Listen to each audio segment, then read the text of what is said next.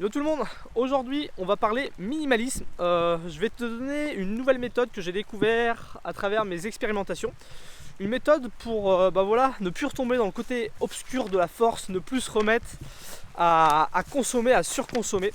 Donc c'est une vidéo qui va être pour ceux qui sont déjà dans le minimalisme, ceux qui sont déjà en train de faire du tri dans leur vie ou tous ceux qui veulent se lancer dans le minimalisme pour vivre avec moins d'objets mais vivre mieux. Si tu découvres ma chaîne, sur cette chaîne, le but c'est que je partage mes expérimentations pour aider les gens à s'affranchir du système à travers le voyage, à travers le minimalisme, à travers une certaine vision de l'indépendance financière, à travers la créativité. Donc si tu souhaites suivre cette chaîne, n'hésite pas à t'abonner. Je voulais parler du minimalisme parce qu'il y a un problème que j'ai découvert à travers mon propre cheminement dans le minimalisme. C'est que quand tu découvres le minimalisme, tu es super enthousiaste. Tu commences à réduire tes possessions, tu fais du tri chez toi, tu ranges, tu te débarrasses de tout ce qui est inutile, tu apprends à moins consommer. Mais il y a un moment où tu es arrivé un petit peu à faire du tri dans ta vie, tu es arrivé à ces fameux 20% de choses dont tu as besoin. Je t'en parlais dans la dernière vidéo que j'ai faite sur le minimalisme. Je te mettrai un lien si tu veux aller la voir. Je t'expliquais que pour devenir minimaliste, il faut arriver à trouver ces fameux 20% de choses dont tu as besoin. Et pour ça, tu as deux solutions. Soit tu pars de 100% d'objets, de tous les objets que tu as, et tu descends à 20% en faisant du tri. Ou soit tu repars à zéro, tu changes de maison, ou comme moi, tu pars voyager avec ton sac à dos, tu repars à zéro. Et petit à petit, tu t'achètes des objets ou tu fais de la récupération d'objets dont tu as besoin pour arriver à ces fameux 20%. Sauf que quand tu arrives à ces fameux 20%, quand tu es arrivé à atteindre un certain niveau de minimaliste, il y a pas mal de risques de te remettre à consommer. C'est ce que je me suis aperçu.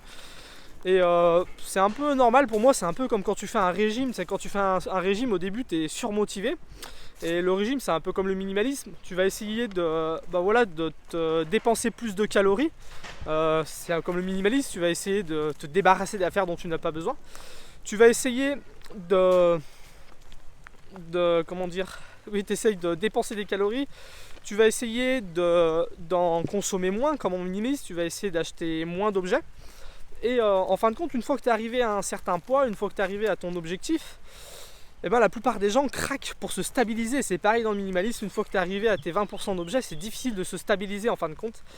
Et c'est tout à fait normal parce qu'on fonctionne tous pareil, tu sais, on est motivé parce qu'on a un objectif, donc on est hyper motivé, on trouve des solutions et en fin de compte on arrive au résultat, et après le résultat, on se refixe pas forcément de nouvel objectif et du coup on se relâche. Et le but c'est de se refixer un nouvel objectif, et pour éviter de se relâcher, pour éviter de se remettre à consommer. Et l'objectif qu'il faut que tu prennes en compte, si aujourd'hui tu es arrivé à faire du tri dans ta vie, ou si même tu te lances dans le minimalisme et que tu t'es pas encore arrivé à faire un énorme tri dans ta vie, c'est un objectif auquel il faudra te préparer. Ça t'évitera de faire l'erreur que font beaucoup de minimalistes, de te remettre à consommer une fois que tu as atteint un certain niveau. Donc cet objectif-là, cette solution pour éviter ce problème-là, c'est tout simplement se fixer des limites. Alors c'est peut-être bête, mais je vais te donner des exemples et je vais t'expliquer pourquoi ça peut vraiment changer les choses.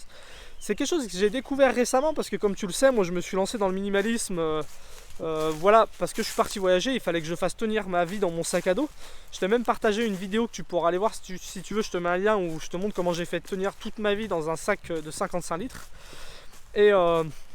Et en fin de compte, je suis arrivé à ce niveau-là de minimaliste, de faire tenir ma vie dans un sac. On a fait ça, on a voyagé comme ça avec Cindy pendant 2 ans. J'ai été très heureux avec très peu d'affaires. Et là, si tu as suivi nos aventures, on est en train de retaper un fourgon, on est en train de l'aménager. Et on va vivre en fourgon aménagé. Et comme tu peux l'imaginer, un fourgon aménagé, tu as beaucoup plus de place que dans un sac à dos, tu es moins limité. Et c'est là qu'on commence à se rendre compte, qu'on se dit peut-être que du coup on pourrait avoir ça, peut-être qu'on pourra avoir ça. Et t'as vite fait de retomber dans ce piège-là, de commencer à accumuler des choses dont tu n'as pas besoin. Et du coup, ce qu'on s'est dit, pour pas tomber dans ce piège-là, on a réfléchi un petit peu, on s'est dit qu'en fait on allait se créer des limites. Alors pour notre fourgon, les limites, c'est de se dire qu'on va pas faire énormément d'espace de rangement. Tu sais, si tu regardes un petit peu les camping-cars, les fourgons aménagés de certaines personnes, en fin de compte, c'est même plus le but d'avoir un fourgon aménagé, c'est d'avoir une petite maison que tu amènes partout avec toi. Et là, c'est plus des petites maisons, c'est juste des buanderies ou des dressings, je sais pas, mais ça se retrouve en fait à à être un espace de stockage limite. Et nous on voulait pas ça. Du coup ce qu'on va faire, c'est qu'on va mettre un minimum de rangements en fait. On va mettre juste les rangements qui vont nous être voilà, utiles un minimum. Donc on s'est limité en termes de placards. Et c'est pour nous notre façon d'être sûr de ne pas voilà, apporter des choses dont on n'a pas besoin, d'être obligé d'optimiser et de se débarrasser de toutes les choses superflues. Donc toi, comment est-ce que tu peux appliquer ça si tu t'intéresses au minimalisme? Je vais te donner un petit peu des exemples. Un truc tout bête par exemple, vraiment pour donner un exemple, après je t'en donnerai d'autres. C'est que voilà, si par exemple tu t'es dit moi je vais faire du tri dans ma trousse de toilette pour avoir une trousse de toilette un petit peu plus minimaliste, que tu es arrivé à faire du tri dedans, tout simplement tu peux racheter une trousse de toilette qui soit beaucoup plus petite, où juste l'essentiel tienne dedans, et ça t'évitera de te dire vu que ma trousse est grande, je remets ça ou je remets ça dedans. Alors tu peux appliquer ça de plein de manières différentes. Il y a beaucoup de gens aussi qui me posent des questions sur le minimalisme informatique, tu sais, comment gérer le fait d'avoir plein de photos souvenirs, de stocker ses documents dans son téléphone ou sur son ordinateur. Et tout simplement tu peux te dire, au lieu d'avoir un téléphone qui fait 64 Go, 100 Go, tu peux très bien t'en sortir avec un téléphone de 32 Go. Ça va te permettre de te créer une limite et d'être obligé de faire du tri, d'être obligé de réfléchir à ce que tu veux y mettre dedans, de garder seulement l'essentiel. Tu sais, moi, quand j'ai commencé à m'intéresser au nomadisme digital, le fait de travailler sur internet en voyageant, j'avais un dilemme, c'était que je voulais pas avoir un ordinateur, un appareil photo, une GoPro, un stabilisateur, enfin je voulais pas avoir 36 000 choses parce que on sait très bien que les produits numériques comme ça c'est très polluant pour la planète. Moi je voulais seulement garder mon téléphone et tout faire avec. Et c'est la limite que je me suis fixée. Je me suis dit écoute, je vais faire tout ça avec mon téléphone, et en fin de compte aujourd'hui je suis arrivé à atteindre les résultats que je voulais avec un simple smartphone. Et en me créant cette limite là, voilà, je suis pas tombé dans le piège d'acheter toujours plus de micros, toujours plus d'objectifs pour mon téléphone, pour mon appareil photo. Enfin j'imagine que tu vois ce que je veux dire. Donc essaye de te créer des limites.